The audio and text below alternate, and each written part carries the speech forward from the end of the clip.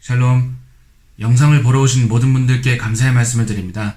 이번 영상은 유대교 개종 과정의 전반에 대해 소개해드리는 내용을 담은 영상입니다. 누군가 유대교로 개종한다고 얘기하면 보통 한국에서는 초정통파인 하레디로의 개종을 생각합니다. 물론 그러한 경우도 있습니다만 저는 여기서 이스라엘의 가장 보편적인 방법인 일반적인 정통파 개종 과정을 소개해드리도록 하겠습니다. 다시 말씀드리지만 저는 이스라엘 내에서의 방법을 소개하는 것이고 그 외에 개종 가능 국가인 미국이나 영국 등의 방법은 좀 다른 것으로 알고 있습니다. 저는 히브리어로 다틸레우미로 불리는 파입니다. 사실 이스라엘 내에선 유대교의 형태가 초정통파가 아니면 대체적으로 다 비슷비슷하기 때문에 다틸레우미는 어떠한 종류를 구분해서 말하기가 어렵다고 할 수 있습니다.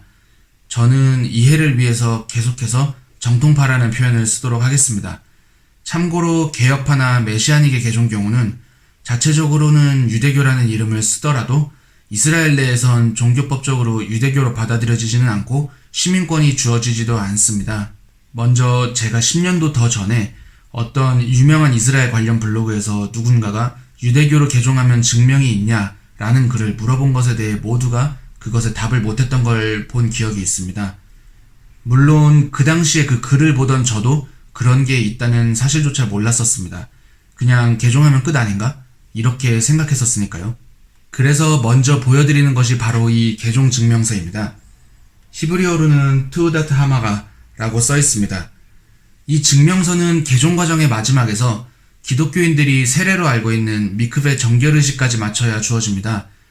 세례나 침례 등으로 생각할 수는 있지만 유대교의 정결의식은 사실 누군가가 그것을 대리해 주는 것이 아니라 자기가 스스로 들어가야 완성이 됩니다.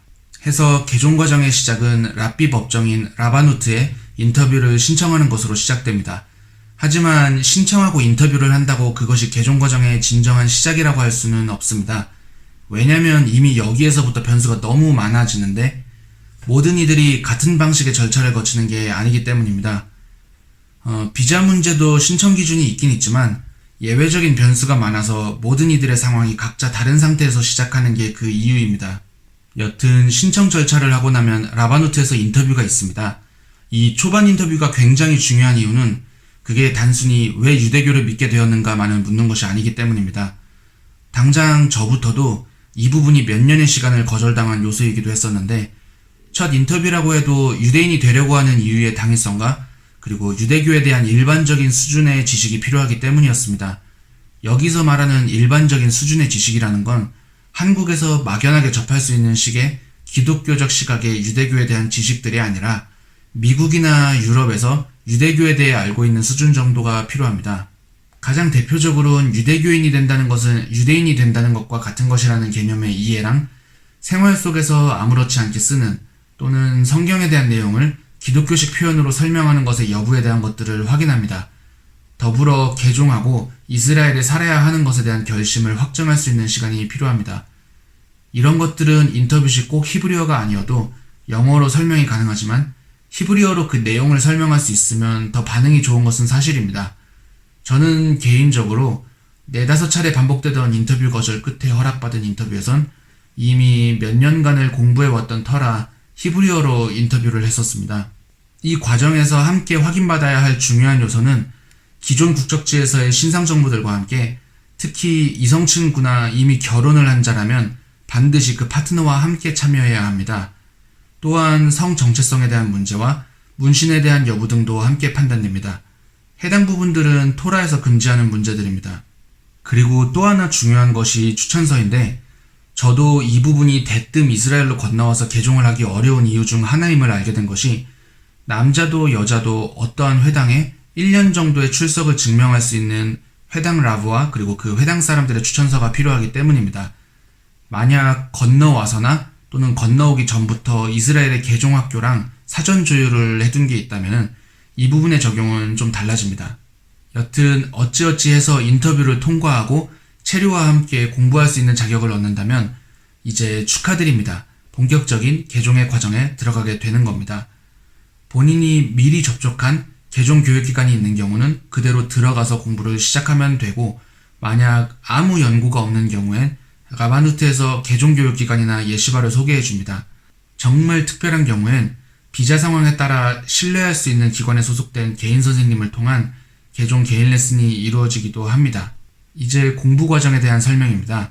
개종학교는 보통 교육기관에 따라 주 6, 8시간 정도의 수업이 이루어지는데, 여기서 특별한 점은 개종학교에선 생각하는 것처럼 토라와 탈무드를 배우는 것이 아니라는 겁니다. 물론 그 내용들이 모든 공부의 바탕인 건 맞습니다만, 토라와 탈무드를 펴놓고 개종 공부를 하는 건 아니고, 개종 공부 기간의 주된 내용은 그 실제적인 것들을 적용하는 방법들과 그리고 토라로부터의 이유들을 배우는 시간을 주로 갖습니다. 남자들의 경우 예시바에 가서 하면 가장 좋긴 하지만, 의외로 이스라엘 내에선 영어로 개종교육을 가르치는 공식적인 예시바가 드물어서 공부 당시 히브리어가 부족했던 저는 그냥 개종학교에서만 공부를 했습니다. 앞선 인터뷰 때의 얘기와 마찬가지로 이성 친구가 있거나 이미 결혼한 자들은 그 상대방도 교육의 전 과정을 함께 참여해야 합니다. 만약 그 파트너가 유대인이라면 그는 최종 과정을 하지 않고 개종 대상자만 최종 과정을 진행합니다. 개종 공부는 보통 1년 과정으로 이루어집니다. 비자 상황이나 사전 인터뷰 통과 여부에 따라서 1년 반이나 또는 2년 정도를 공부하는 사람들도 있습니다. 여기서 사람들이 궁금해하는 건 그러면 언제 토라를 배우느냐인데, 토라 공부는 유대인들이 일생 동안 해야 되는 본질입니다. 그 의미는 말 그대로 토라 공부가 한정된 시간에 그치는 것이 아닌 일평생 해야 되는 것이면서 동시에 그것은 각자가 알아서 해야 되는 의미를 담고 있습니다. 기본적으로 본격적인 토라 공부는 개종 과정을 다 끝내고 시작해도 늦지 않습니다. 정해진 개종 교육 기간이 끝나게 되면 당연히 시험이 있습니다. 근데 그 시험은 좀 특별합니다. 책상에서 시험지를 푸는 방식의 시험이 아닌 라바누트에서 3명의 라바님들 앞에서 그동안 배웠던 것에 대한 구술 시험을 봅니다. 그렇다고 그것이 종이에 적힌 문제를 푸는 시험보다 더 쉽다는 것은 아닙니다. 말 그대로 구술 시험이기 때문에 특별히 정해진 범위도 없고, 그리고 따라서 무슨 질문이 나올지조차 예상할 수 없는 그런 시험입니다. 그리고 시험 대상자의 말투랑 행동의 유대적인 부분까지도 당연히 알게 모르게 검사됩니다. 만약 그 학생이 아직 통과하기에 충분치 않은 지식이나 말투에 너무 비유대인적인 표현 등이 드러나거나 하면 최종 결과는 유보되고, 경우에 따라 몇 개월이나 심하면 1년 이상을 더 공부해야 하는 경우가 있을 수도 있습니다. 통과를 하는 경우는 당일 같은 자리에서 선언되는데, 어려운 과정들이었던 것만큼 그 감동은 실로 대단합니다. 이렇게 거의 마무리되는 듯 하지만 아직 끝나지 않았습니다. 남자의 경우는 할례 절차가 필요합니다. 아무래도 개종 공부를 하러 오는 사람들의 나이가 다양할 텐데 할례를 하지 않는 이라면 어떡하나 싶을 겁니다. 그래도 계명은 계명입니다.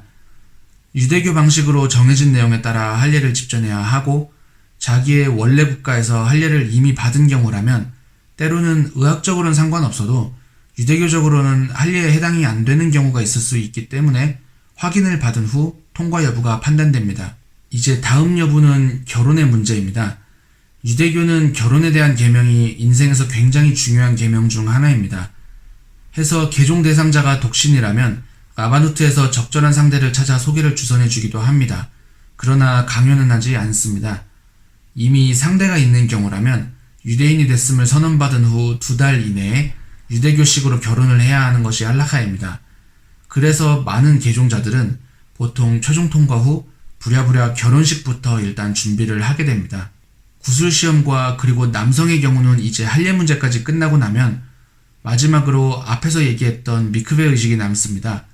시험 통과 후 비교적 빠른 시간 내에 정해진 순서와 정결의식을 해야 하는 장소가 공지되고, 그곳을 가면 모두가 굉장히 환하게 맞아주는 특별함을 맞이합니다. 그곳에서 자기의 손톱과 발톱을 모두 제거한 후 알몸으로 의식을 하러 들어가게 됩니다. 물속에 완전히 잠겼다가 나오면 슈마 이스라엘 기도랑 함께 다시 준비된 3명의 라바님에게 비로소 유대인이 되었음을 알리는 선언을 받게 됩니다. 사실 의외로 가장 마지막 과정은 너무나 담담해서 저는 순간적으로 머릿속에 끝난 건가 하는 물음표가 떠오를 정도였습니다. 그렇게 나오자마자 남자의 경우는 트필린을 메고 본격적으로 유대인으로서의 첫 기도를 하게 된 후 집으로 돌아가고, 그리고 그 주의 안식일에 토라를 읽는 단상에 지명받아 오르게 됩니다. 이렇게 유대교 개종 과정에 대한 전반적인 소개를 좀 해보았습니다. 한 가지 꼭 드리고 싶은 말씀은, 이 영상을 보기 전부터 유대교로 개종을 마음먹고 준비하시는 분들이 있다면 반드시 아셔야 할 것이 마시아흐가 온 이후에 온 세상에 한 분의 하심과 진리를 알게 된 후에 본인이 원하더라도 더 이상 개종을 할 수 없다는 것입니다. 결국 시간의 문제입니다. 저는 마음을 먹었었을 때 언젠가 해야지라고 기다리지 않았었고 결국엔 감사하게도 원하던 길을 하심께 허락받았습니다.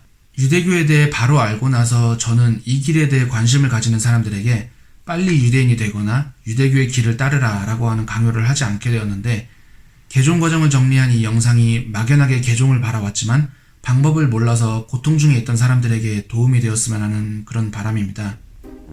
영상을 보시고 유대교, 유대인, 이스라엘에 대해 궁금하신 점들을 댓글로 남겨주시면 차후 궁금하신 부분들을 주제에 맞는 영상에 참고하도록 하겠습니다. 다시 한번 영상 봐주셔서 감사드립니다. 레이트아웃.